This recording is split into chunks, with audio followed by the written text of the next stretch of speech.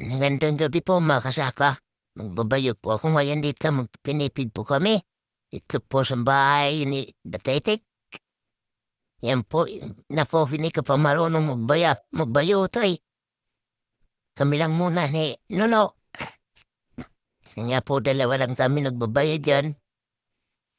Nako, ito na naman makulit. Si Impe.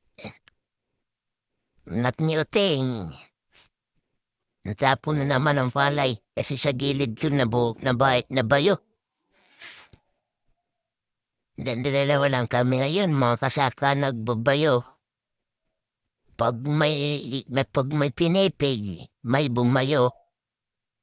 Dito po ito mga kasaka sa bahay po ni Titik. Sa aming barangay, sa Samar. Ganito po kasi ang ginagawa pag anihan na ng palay. Sa lahat po ng mga pagkain na pinakamahirap gawin ito. Dahil bukod pa po sa maraming trabaho nito bago ka makakain. Yan na, nanakaw po, natapon. Natapon na lahat.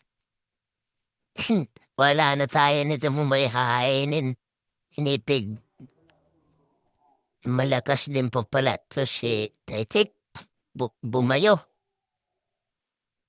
Kahit na medyo mayroon na siya katandaan ay malakas po siyang bumayo, friend.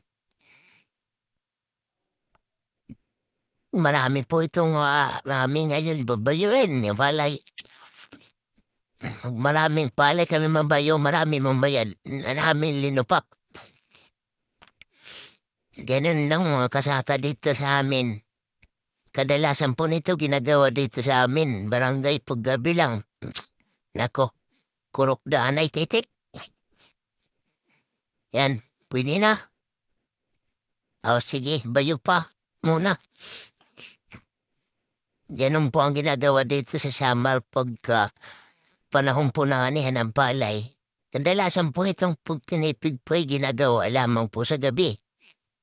Ewan ko po kung bakit pambihira lang po ang gumagawa sa araw mga kasaka dahil siguro po ay mainit. Kailangan po nito ang lakas.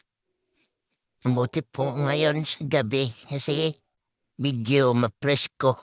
Kung gabi kasi ilaw lang po ang gamit namin para maliwanag po rin sa aming prepig.